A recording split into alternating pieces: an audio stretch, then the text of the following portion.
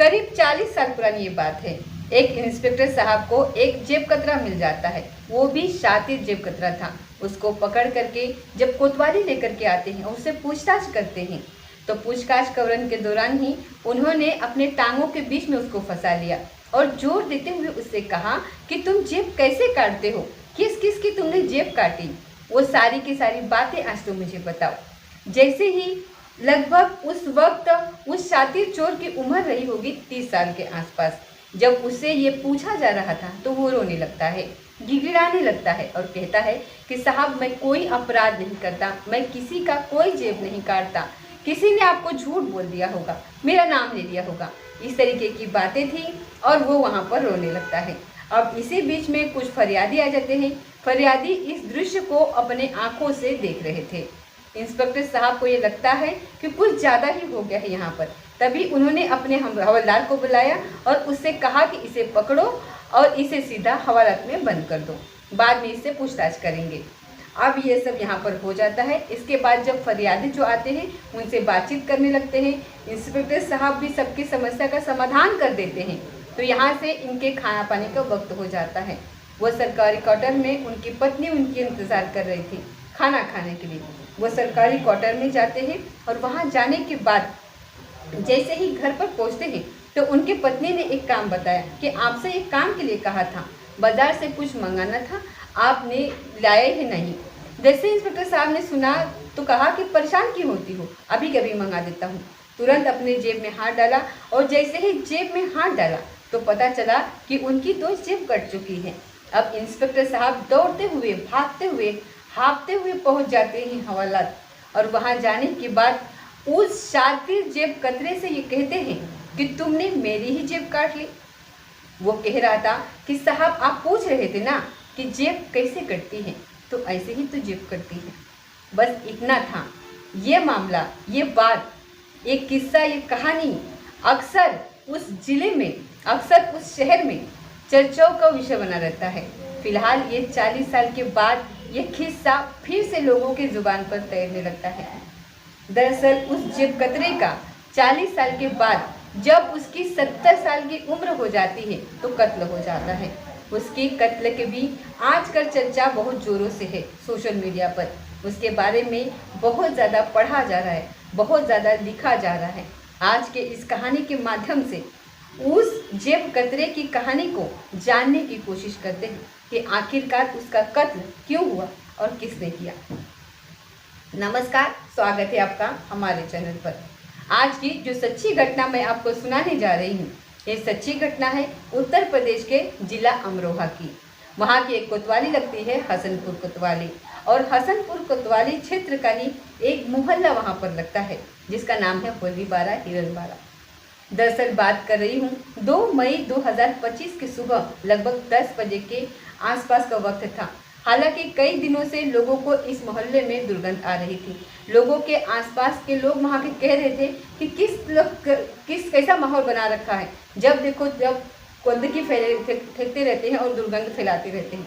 लेकिन गंदगी वो कुछ फेंकी हुई वस्तु की नहीं होती है, गंदगी किसी और चीज़ की होती है। और जैसे जैसे वक्त आगे बढ़ रहा था वैसे वैसे उस दुर्गंध का आलम भी जो था वो बढ़ता चला जा रहा था। आसपास के लोग एक दूसरे से पूछने लगते हैं कि ये दुर्गंध कहाँ से और कैसी आ रही है। तभी लोग उस दुर्गंध के करीब जा कर के देखते हैं। 70 साल का एक व्यक्ति होता है जिसका नाम हनी उर्फ इलायची होता है। उसके घर के पास में पहुँचते हैं तो पता चलता है कि उसी के घर के अंदर से दुर्गंध आ रही है, लेकिन मेन गेट पर ताला लगा हुआ था। आखिरकार वो गया है तो कहाँ गया है। आसपास के लोगों से जब पूछा जाता है तो वो कहते हैं कि 27 अप्रैल 2025 से उसको देखा ही नहीं गया है, और आज तारीख थी 2 मई 2025। आखिरकार आसपास के लोगों को कुछ लगता है कि कुछ गड़बड़ ज़रूर है, इसके घर में कुछ न कुछ ऐसा है जो हद से ज़्यादा दुर्गंध आ रही है। तुरंत ही पुलिस को फ़ोन किया जाता है। पुलिस को सूचना मिलती है और पुलिस मौके पर पहुंच जाती है। जो सर्किल ऑफिसर होते हैं दीप कुमार पंख और एसएचओ होते हैं यानी कि इंस्पेक्टर साहब वरुण कुमार पिंक के साथ मौके पर पहुंच जाते हैं। उसके बाद दरवाज़ा खुलवाया जाता है वहां पर, और दरवाज़ा खुलवाने के बाद वहां पर ये देखा जाता है कि दुर्गंध आखिरकार कहां से आ रही है। तो यहाँ से ये पता चलता है कि जो कमरा है, कमरे के अंदर जो बेड है और बेड के अंदर से ही दुर्गंध आ रही थी। और जैसे ही कमरा, उसके बाद जब बेड को खुलवाया जाता है तो पता चलता है कि 70 साल के हनी उर्फ इलायची की हत्या हो चुकी है। उसके हाथ पैर बंधे हुए थे और वो बेड के अंदर पैक था। पूरी उसकी लाश एकदम से सड़ चुकी थी। आखिरकार इसका कत्ल क्यों किया और किसने किया है, ये सवाल था। और ये खबर थोड़ी ही देर में सोशल मीडिया पर तैरने लगती है। हर किसी के जुबान पर यही बात आने लगती है कि 70 साल के उस बुजुर्ग आदमी की किसी ने हत्या कर दी है। बस इतना था, पुलिस ने तत्काल ही उस लाश को अपने कब्जे में ले लिया और कब्जे में लेने के बाद पोस्टमार्टम के लिए भेज दिया गया। अब ये पुलिस पता करने में जुट जाती है कि आखिरकार इसका कत्ल किसने किया होगा। तभी आसपास के लोगों से जब पूछताछ करना शुरू करते हैं तो पता चलता है कि एक चांदपुर जगह लगती है। चांदपुर के रहने वाली एक महिला होती है जिसका नाम सरवरी होता है। उससे इसकी पहली शादी हुई थी और 2 बेटे इसके होते हैं, लेकिन आपस में कुछ बात बन नहीं पाती है, इनकी विवाद होता है और दोनों का तलाक हो जाता है। सरवरी अपने दोनों बेटों को लेकर के चली जाती है, लेकिन हनी उर्फ इलायची जो होता है उसको दूसरी शादी करनी थी। हसनपुर का एक चामुंडा रोड लगता है, वहाँ की रहने वाली एक शबाना नाम की महिला होती है, उससे इसकी शादी होती है। उससे कुल मिलाकर के 7 बच्चे पैदा होते हैं। 5 बेटे होते हैं और 2 बेटियां पैदा होती हैं इनकी। लेकिन साल 2000 ये 23 के आसपास की बात बताई जा रही है। इस पत्नी से भी विवाद होना शुरू हो जाता है और विवाद कुछ इतना बढ़ जाता है कि इस हनी उर्फ इलायची ने अपनी पत्नी और 7 बच्चों को घर से निकाल दिया था और कहा कि यहाँ से तुम लोग चले जाओ। दरअसल वो अपनी पत्नी पर कुछ शक किया करता था कि उसका किसी न किसी से कुछ न कुछ अफेयर चल रहा है, इसलिए इन दोनों में किसी न किसी बात को लेकर के कहासुनी होती थी। उसने अपने पत्नी को घर से निकाल दिया। अब कहीं ना कहीं पुलिस के लिए जो क्राइम सस्पेक्ट था वो यही था, जो इसकी पत्नी होती है जिसका नाम शबाना होता है। पुलिस इसके पास इसलिए पहुंच जाती है क्योंकि इसने तभी जमाने में लोगों ने ये भी कहना शुरू कर दिया कि ये अपने पत्नी के बारे में ये बोलता था कि कहीं न कहीं वो इसको नुकसान पहुंचा देगी, वो इसको मार देगी या फिर मरवा देगी। इस तरीके की बातें भी पुलिस ने इसके पत्नी से दूसरे वाली से पूछताछ करना जब शुरू किया तो पत्नी जो होती है पत्नी के वहाँ से कोई भी ऐसा सुराग नहीं मिलता है, कोई ऐसी जानकारी नहीं मिलती है। इसके बाद पुलिस ने और कुछ जानकारी जुटाने की कोशिश की तो पता चलता है कि इस व्यक्ति पर लगभग 6 मुकदमे दर्ज थे, जिसमें जैसे कि जुआ का, मारपीट का, इस तरीके से 6 एफआईआर होते हैं। अब उन अफेयरों के बारे में उसकी भी तर्जरी करना जब पुलिस ने शुरू किया, उनके बारे में जब पता करने की कोशिश की तो वहाँ से भी पुलिस को कोई सुराग नहीं मिलता। पुलिस ने फिर और कुछ जानकारी जुटाने की कोशिश की तो फिर ये पता चलता है कि इसने 16 लाख रुपए का अपना मकान तय कर दिया था। उसे डर था अपने पत्नी से, उसकी पत्नी कहीं उसको कोई नुकसान ना पहुंचा दे। हालांकि पत्नी की तरफ से कोई जानकारी पुलिस को नहीं मिल पाती है, लेकिन पुलिस की जांच अब दूसरे दिशा में चलने लगती है। पुलिस ने आसपास के जितने भी सीसीटीवी कैमरे होते हैं उनको खंगालना शुरू कर दिया।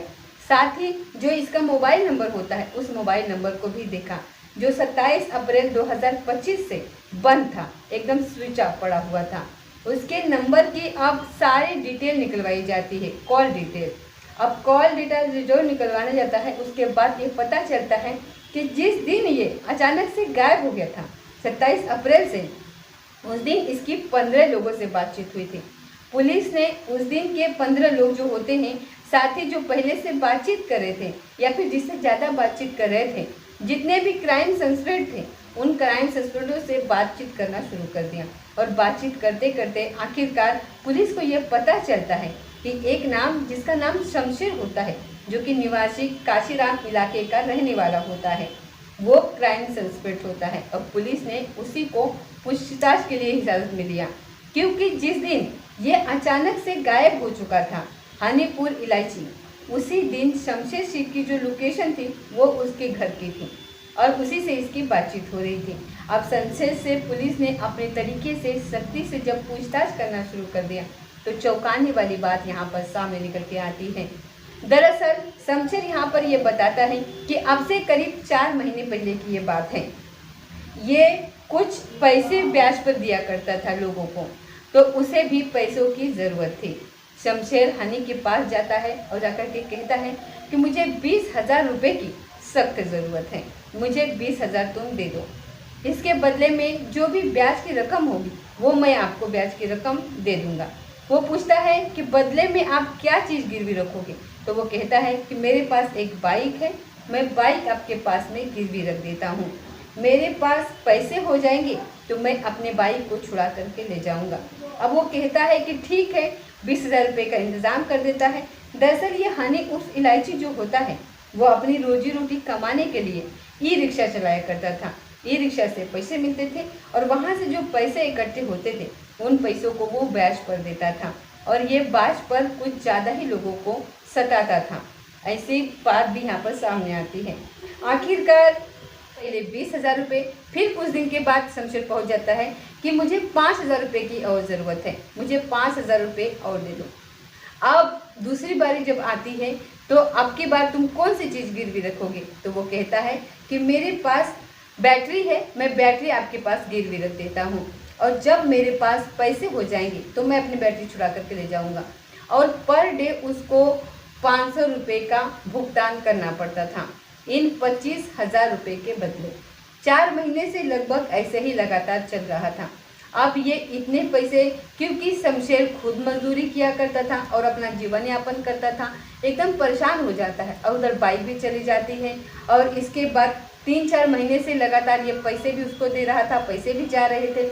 लेकिन अभी जिसने उसने मूल लिया था वो मूलधन अभी भी पूरा बकाया था।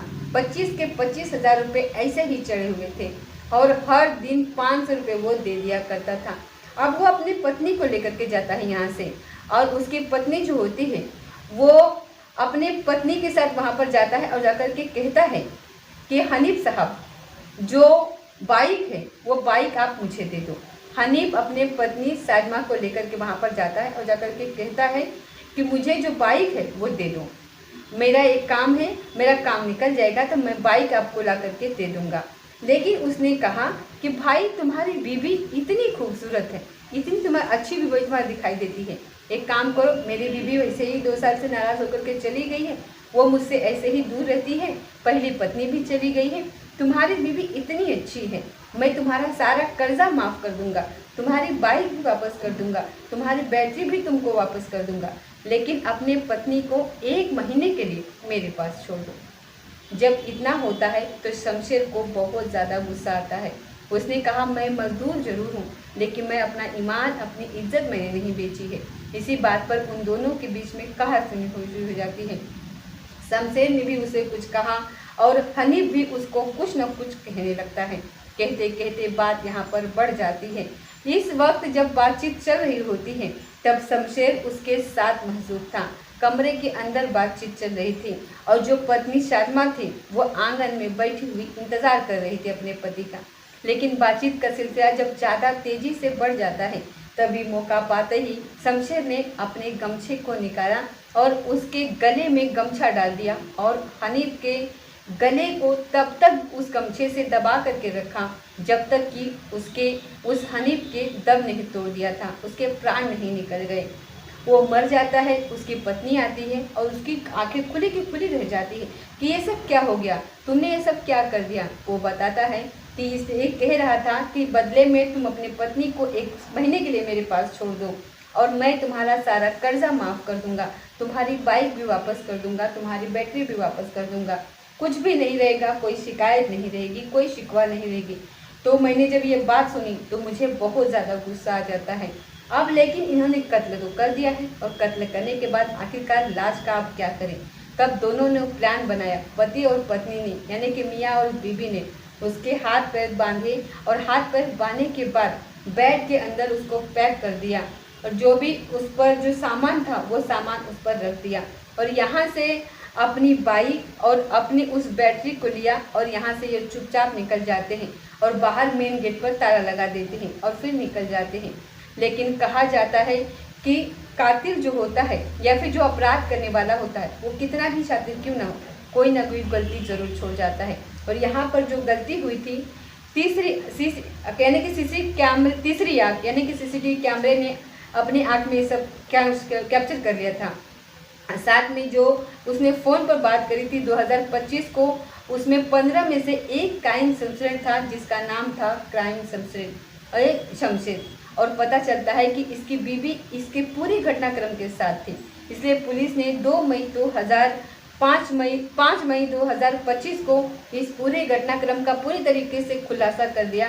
और साथ ही जो एसपी आनंद कुमार होते हैं, इन्होंने इस खूबसूरत जांच के लिए इनकी जांच बहुत ही अच्छी तरीके से पुलिस टीम में, और उसको 25,000 रुपये का उनको इनाम दिया गया इस जांच के बदले और इस केस की सही तरीके से खुलासा करने के लिए। तो दोस्तों, ये थी आज की सच्ची घटना। मिलते हैं अगली किसी सच्ची घटना के साथ, तब तक जय हिंद जय भारत।